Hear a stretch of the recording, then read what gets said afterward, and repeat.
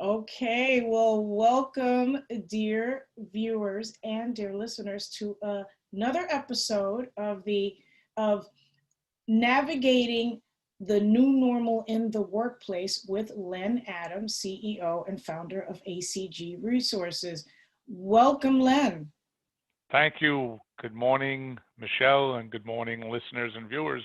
Happy to be here again. Yeah, it's great to Hope you're see you. not getting tired of me. No, well, I'm not, and I know the listeners and viewers aren't because the numbers look good for Good, terrific. our series, which is good. I think Yeah, it I'm having a shows. good time. Yeah, me too, and it shows that um, you know information is key in helping anyone in Yes, their career. absolutely. And that's what we're here for today, Len. Today's surprise topic. The surprise topic is something that shouldn't be a surprise in the workplace or while you're interviewing, and it's salary negotiations. Yes, that's a good one. Mhm, mhm, Okay, that's mhm. a good one. That's the Salary, one that stumps everybody all the it's time. it stumps everyone all the time, Len, and I'll tell On you. both sides, by the way. Oh, okay. On both Well, sides. well, you know, a lot of my clients have been asking about, Michelle, what's the best way to salary negotiate? And so I thought this would be a great time to bring it up, hear your perspective on it. So why don't we start with what are the thoughts that come to mind, Len, given your experience at ACG about salary negotiations? Okay. Well, let me back into this, and I guess it was I don't know if it's a year or 2 years ago when, Mhm. particularly in New York, they passed the salary question ban, and for me, I almost went into panic mode because for 40 years that I'm doing this, the first question I would ask any candidate is, what are you making? Okay, Yes. and I had to retrain not only myself but my staff and tell them you can't ask that anymore. Mhm. Okay. And I'm still on the fence as to whether that was a fair question or not. But I have to tell you, I went into panic mode about it because I said, how are we going to really manage the Mhm. negotiation process? And I have to tell you, it became a non starter for us. It actually made it, I think, easier because it forced us and it forced clients to pay what the market is rather than base it on someone's past salary. Right. So in hindsight, I think it was a good law. I didn't think so at the time when it first came, but now I believe it was a good law because it allows people to be paid market rates. Um, and I use a statement all the time in any job search or any open position. There are three numbers. There's the number that the client thinks they want to pay. Right. There's the number the candidate thinks they're worth, and Mhm. then there's the number that the market dictates. And Okay. that's really the true number. Okay. Unfortunately, clients many cases, not always, feel that maybe they could save some money off their budget, and candidates think that they can hit the golden ring, grab the Sure. golden ring by getting a 50% increase. Mhm. Okay, and neither one of those scenarios are fair or truthful. Okay, the market really dictates where the number should be. Okay. Okay, and I think if everyone approaches it from that viewpoint, candidates should be paid fairly. Okay, and there are a lot of scenarios that they have to look at. One is where I'm coming from. Mhm. Am I paid a market rate? Sometimes people are underpaid. Sometimes if they've stayed in a role a very long time, they haven't caught up to the market because they're getting 2% increases or 3% increases. So, if you start at a certain number and you go out 5 years with a 2% increase, after 5 years, your salary went up 10%. Well, you're probably not keeping up with the marketplace then. That's right. So, so you have to factor that in. Okay, but it is sometimes unreasonable for a candidate to say, "Well, I'm worth 50% more," Mhm. because that's probably not going to happen. So, I always suggest to candidates be reasonable about your expectation. Look at the responsibilities, look at the role, and clients don't care that you have a big mortgage or tuition or car payments. It's not their problem. Their problem is they have a budget for the role and they want to fill it. Now, the flip side is if a client is replacing someone, let's talk about the reasons a position is open. They're Okay. replacing someone and that person was making 75 Right. and the band for that job was 60 to 90. Mm-hmm. Okay. It happens sometimes, not all the time. They go, okay, let's start the band again. Let's start at 60. Mm-hmm. I don't know if that's reasonable because that may be the band, but that may be where the band was 3 years ago. Okay, so if you were paying someone 75 and they left for whatever reason, you're replacing them or they resigned, Mm-hmm. someone is probably worth 75. Maybe you have to go to 80 to attract someone. But, you know, we always tell clients, be reasonable. Don't use that opportunity to save money. Use the opportunity to bring in talent at a rate that's worth it. Because all you're doing, if you come down on the band and if you're trying to replace somebody with 5 years experience with someone else with 5 or 6 years experience, then you don't try to bring the band down. If you're going to replace them with someone with 2 years experience, then you can go to the bottom of the band, right? Because then it makes sense. That's the reason for bands. It's based on experience. It's not based on, well, I'm replacing someone, so I'm going to start fresh again. So, you know, it's a matter of being realistic and reasonable on both sides. Yeah, I mean, okay, you've touched on a lot of important points here, but There's a lot of also psychological stuff in there too. absolutely, but most importantly, you've given a perspective from the corporate side, right? A lot of folks don't think about it like that. They think about it, oh, this is my opportunity to make some money. I'm going to ask for the highest, but there is a strategy to it, right? There's a formula to it. You mentioned the market rate and the 3 numbers, which I love. Let's talk about some stats here. According to the Society for Human Resources Management, SHRM is the short, you know, the acronym for it. Mm-hmm. 46% of men negotiated salaries versus 34% women. But yet 84% of those negotiating a higher salary got it. So now we're talking about who's applying the strategy and who is going ahead and negotiating appropriately. Let's talk about research. You got to research, right, Len? Absolutely, absolutely. And you know, people say, well, how do I get a good idea of what the numbers are? Well, if you first of all Google. Google tells you everything now, okay? And there are a number of salary surveys and free salary surveys out there that will give you a rough idea. And I think most people have a sense for what the value is of positions in the marketplace. And you know, we're in a unique position in the recruiting world, is that we see salaries. Now, even though we can't ask anymore, we have history in our database when we were able to ask. So I can look back and see what people were making 2 years ago, 3 years ago, and I can extrapolate that out into where the numbers should be today. Okay. Now, there are some other factors that affect salary negotiations and salary ranges, Mm-hmm. and that's market forces, right? When you're in a market where there's low unemployment and low availability of people, then tends to drive the salaries up a little bit, particularly when you're trying to replace someone because you have to attract someone. All right. In high unemployment, and I'm going to talk about that in a second, it may sometimes depress the salaries if there's a lot of people available in That's a right. particular position. Now, listeners and viewers, Mm-hmm. we have very high unemployment today, but bear in mind, don't just look at unemployment numbers. Look at your industry and your field. High unemployment today is the restaurant industry, the hospitality industry, the airline industry, travel and tourism. That's what's driving the unemployment numbers up. It's not so much in every other industry. So don't let people point to the numbers and say, well, there's a lot of people out there. Well, you know what? I could tell you from our searching and trying to fill jobs, there are not a lot of people out there in certain sectors. So, you know, we're working harder and harder to find people. So in certain sectors, it should not depress the salaries. But yes, research, find out what you work, you know, look at where you are today, and, you know, talk to people, you know, talk to friends, talk to colleagues, You know, everyone. I don't think it's a good idea. I know it's not a uh, popular sentiment. You know, I don't think it's a good idea to compare salaries with everyone. Oh, I agree. Uh, I but agree. but but you know, you get a sense for where people are.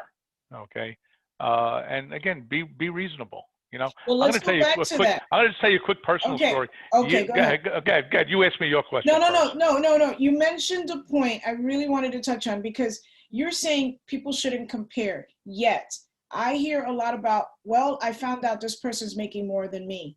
Now, in certain cases, the chances are that person is probably male and has been in a position for a certain period of time. Someone comes in and realizes, wait a minute, why is this person getting paid more than me? And we're doing the same job. So, what would your feedback be, right? For a scenario like that, let's say someone realizes, hey, I just found out this guy or this person is making more money than me and we're in the same job. What do you suggest they do? I suggest they be prepared to have a discussion with their manager, okay, and talk about their value and their worth and their job performance rather than point the finger to Joe, who's in the cubicle next to me, and say, he's making more than me. Okay, if you point out the value and the worth, and I think a smart manager or supervisor will understand what's going on, and they're going to know the numbers. And you know, it may also be, I was caught. And if they're smart, they'll bring them up to market. Because I think it's terribly unfair. I don't think anyone's uh, age, race, creed, sex should have any bearing on what they're being paid. They should be paid based on what is the job worth and what is the person's experience and value worth to that job. Period. That's exactly right. Absolutely. Period. That's right. That's why I wanted you to expand on that because you said knowing your worth. I want to touch on that, but I want to go back to that story that you had, Len. Go ahead. Okay, well, very, very quickly, years and years ago, before I started my business, and I was working for someone else for many years, and I was terribly underpaid. And someone had approached me, a competitor, they wanted to hire me.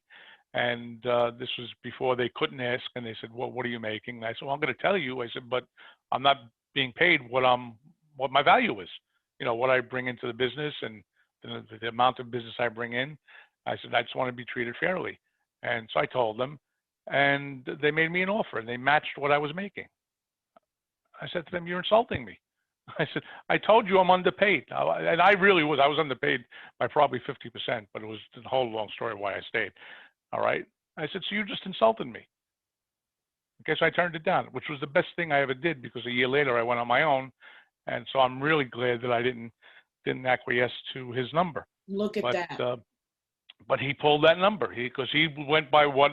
Now, if I didn't tell him what I was earning, he probably would have offered me way more based on what I was bringing to the table. Okay. Okay, so it Mm-hmm. just Mm-hmm. ratifies that the value of the law that was passed 2 years That ago. that's right. And this was years ago, right? And this was years ago. This was This over was 20 years years ago. ago. This Yeah. was years ago. I'm glad you brought that story up because you knew your worth.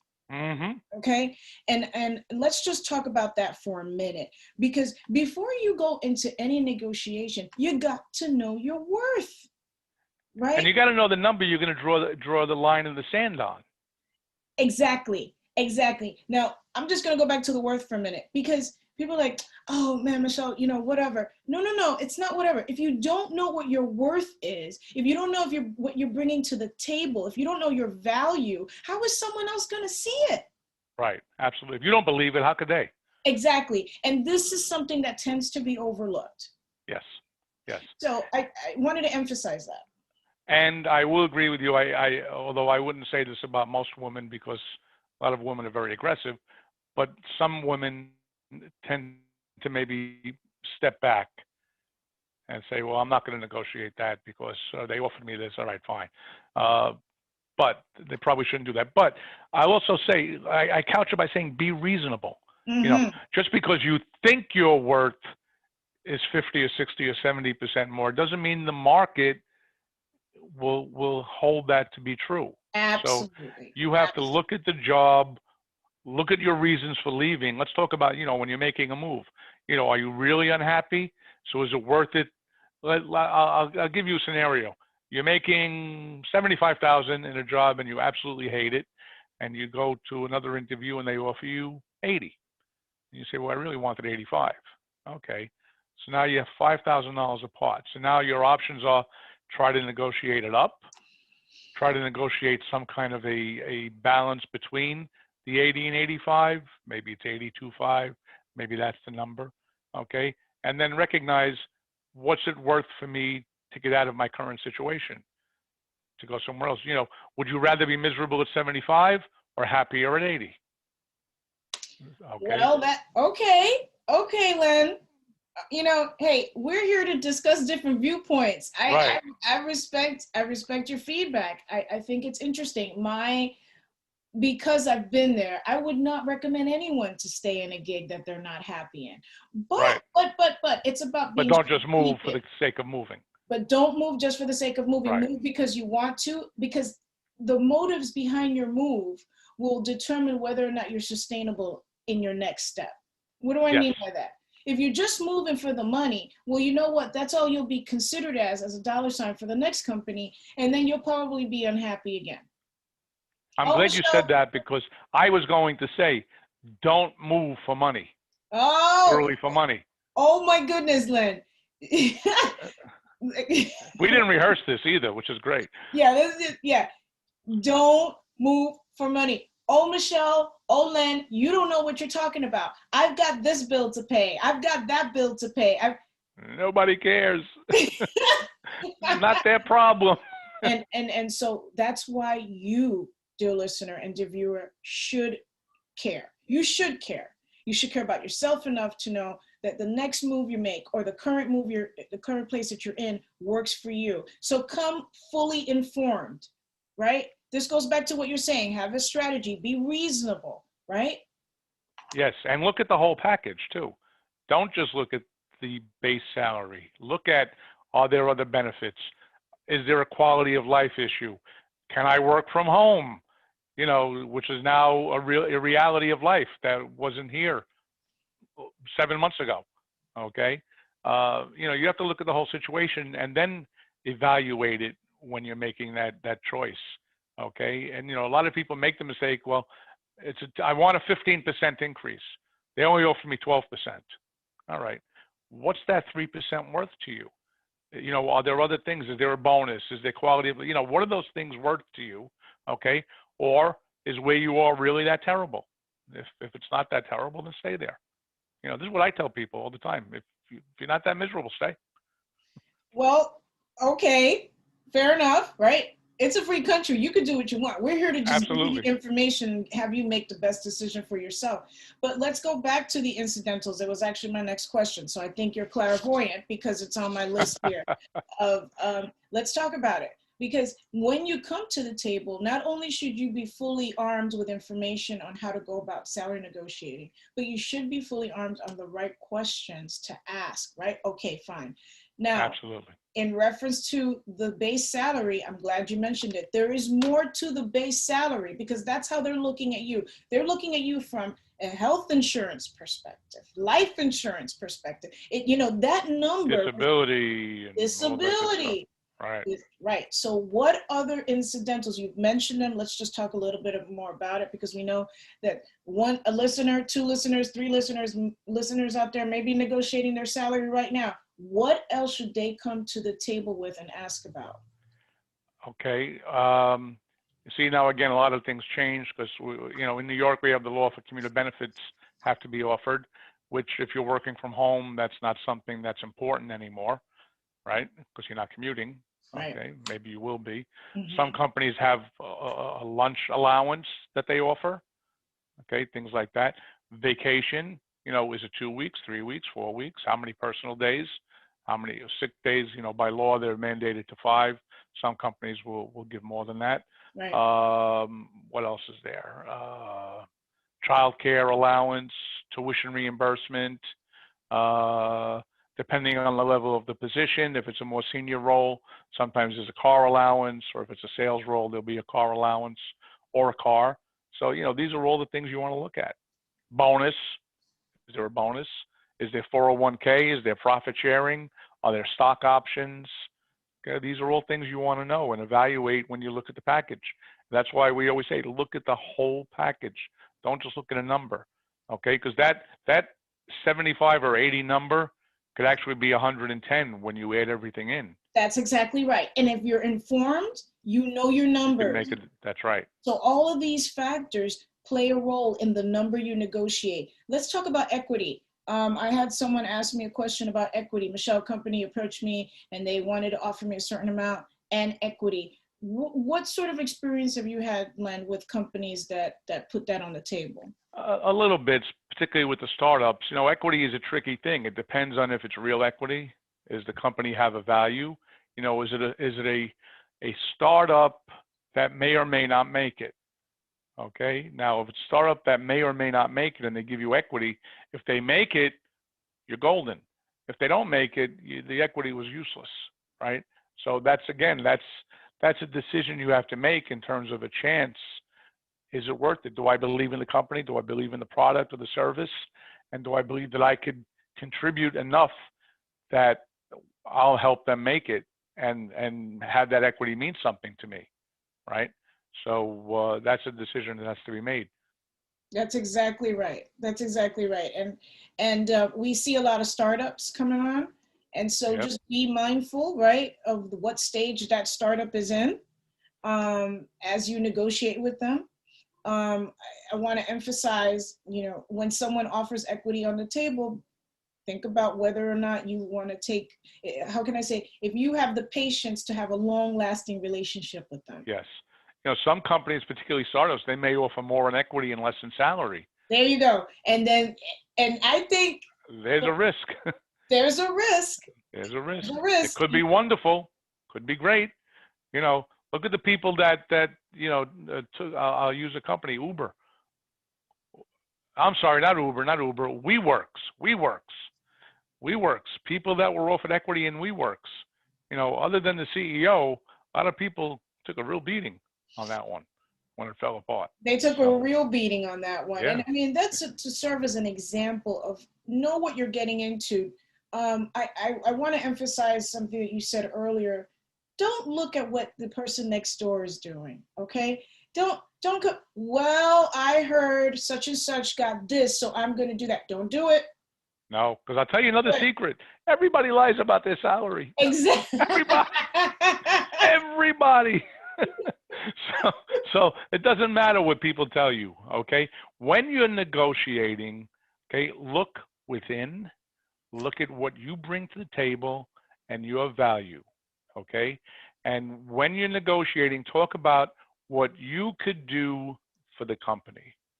Always remember this, right? What did John F. Kennedy say? Ask not what your country could, what you could do, what your country could do for you. Ask what you could do for your country. It's the same thing. Apply that to your negotiation. What can you do for the company? Okay, and then what the company could do for you will follow. But you have to make the argument as to what you're bringing to the table. If you're in a sales role, you know, I'm going to come in and I'm going to increase your sales by 30% in 6 months. Now there's something to talk about. Now you're bringing something. That's right. Yeah. Adding value. Added value. Adding value. Now, granted, we've been talking about, right, if you move on to another job. But if you're in your current gig and you're happy and you're saying, oh, I want to ask for a raise, the same rule applies. Show what you've accomplished. Show what you've done. Okay, you gave me a project and you told me I had 6 months to complete it. I completed it in 3, and it was a success. We had to implement this software. We had 9 months to do it. I did it in 6. Okay, now you're demonstrating what you brought to the table. Okay, and you know, to be fair to a lot of managers, because I don't want to paint managers as these ogres that are trying to take advantage of the little people. You know, you're running a division, you're running a company, you're running a large department. You may not always pay attention to all these little things. That's okay? right. And they're not little, they're not insignificant, but you know, in the grand scheme of things, what one of my employees is going through, while it's important, I may not see it because, you know, I'm busy running on 9 different projects until they bring it to your attention. Mm-hmm. Then it's something then it's a conversation. And if you make it a conversation and not a threat, okay, I find people don't respond well to threats. I know if someone comes to me with a threat, my initial reaction is, okay, leave. There you Goodbye. go. Go. Because No problem. you're dictating the conversation as Right. yes. Right. Great suggestion, Lynn. Have a discussion, okay? And if you put out your point of view, they may give you their point of view, and you'll meet somewhere in the middle, or not. But it's a discussion. It really should be a discussion. I agree. Okay? If you're going with guns blazing, not a good way to approach it. It's not a good way to approach. It didn't work in the Wild West, and it's not going to work now. Nope. You know, let's talk about overpaying. How does someone know if they're overpaid? If they're overpaid, wow, I've never heard that. If they're overpaid. Their salary was inflated. That's what let me clarify that. You know, they were wooed into a gig and they were given this phenomenal salary, but it really It doesn't feel right. It doesn't. They're being paid because maybe there's something illegal going on, or there's something else there, and they want to keep them quiet. Well, I think, and I asked you a question, but I have an answer for it, just because I want to hear your thoughts on this. If it's too good to be true, chances are it is. yeah. Oh, without a doubt. There you Without go. a doubt. There Yeah, you no doubt about it. There No you doubt go. about it. If someone's offering you, you know, what you're asking and more, if the package is, I'm not saying it's not a possibility, but you see the signs, and if it's too good to be true, think again. Chances are, and I've seen this happen, people get hired at a higher salary, right? And the tactic is to keep them to do the job. And what I see is that they eventually get let go. Oh yeah, without a doubt. Without a doubt. Yeah, and what you said, if it's too good to be true, it usually is. That's absolutely accurate. If it doesn't if it doesn't feel right, it's usually not. Okay. Are there situations where someone really wants to hire someone and they really have skills that they want, and they're in a bidding war with another company because it's a talent or a skill that's in short supply? I don't know that I would consider that to be being overpaid. Okay. Okay. But you could get into a situation where, because of the bidding war, you look at it in real estate, right? Two houses. Okay. You're looking at two houses and you really want one, or they have two buyers, and you go 30% over market, you're probably overpaid. Okay. Right? Now, someone may say, well, you paid what the value was at that time. Yeah, but if I go to sell it next year, I may not break even, right? So same thing. If you're overpaid, there may be something else going on. There may be a reason why they wanted to attract you, or they may overpay because they can't get anyone, because it's really a horrible situation when you really get in and you look under the hood and you say, oh, you know what? Now I know why they had to pay me so much, because it's terrible here. The boss yells, they scream, they throw their shoes at me, making up stupid. I think that's, Len, I printed out a document. 1 second. Okay. Sorry, I went away from my desk here because I wanted to bring out some stats that really, really expand further to what you just said. According to new research on compensation trends amid the COVID-19 era that we're living in, 88% of senior managers worry about losing top talent. 39% say salary reductions and planned salary freezes are to blame. 72% of companies have maintained or upped pay for new hires since the pandemic began. This is according to Robert Half, by the way. 36% of employers are more likely to negotiate compensation with candidates now versus a year ago. And this is per, I didn't make this up, Robert Half 2021 salary guides. So going back to salary negotiations, if you got your information, if you got your strategy, if you're doing your job, if you're listening to Len and Michelle, and you go in and negotiate well, the company will want to retain you because there's no one like you, right, Len? Absolutely. Everyone's unique and everyone brings talent. If you believe in your skills, Mm. okay, and you believe in what Hmm. you bring to the table, then it's way easier to negotiate because you're negotiating from some position of strength. Okay, I have a skill, you have a need. Okay, let's meet, let's negotiate, let's come to terms, right? If you don't believe in what you do and you don't believe that you have a value to bring to the company, well, then you're gonna shy back and say, well, okay, I guess I'll take it, or all right, I'll take whatever you offer. All right, then you don't want to do that. But again, I caution people, don't have an inflated value of what you're worth. And that's a very, it's very difficult to not do that, right?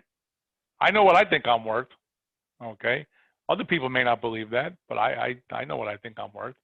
But, you know, someone else may not agree with that. Now, I'm not job seeking, so I don't have to worry about that anymore. But, you know, another company, I look, I get calls every day. People don't want to buy us.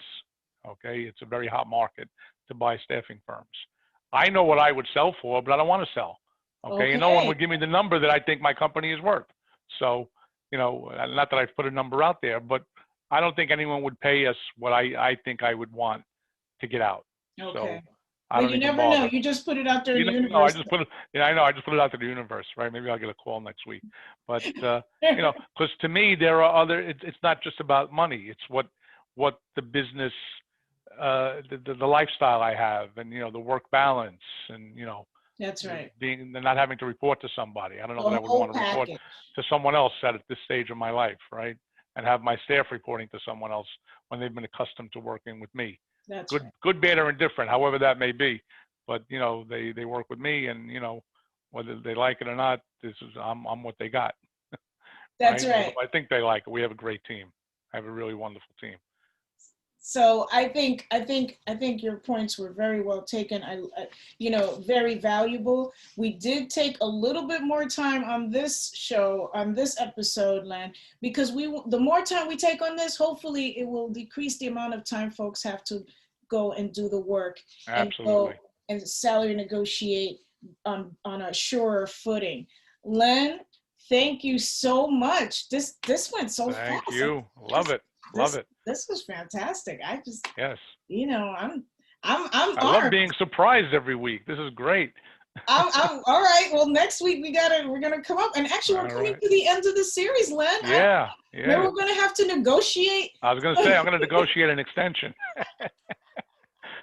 And viewers and listeners, this really is unrehearsed. I don't know the topic until you know the topic each week. And I want it that way. I keep telling Michelle, don't tell me. This Yep, way I don't tell we can them, do it folks. I completely don't. extemporaneously. That's right, and that's great. I think it just it allows you to give I believe your full transparent answer, and I think it makes it fresh. So thank Yes. you, Len, for taking the time out. Thank you for Thank having me you, again. dear listeners. Len, don't go away. Okay. Until next week.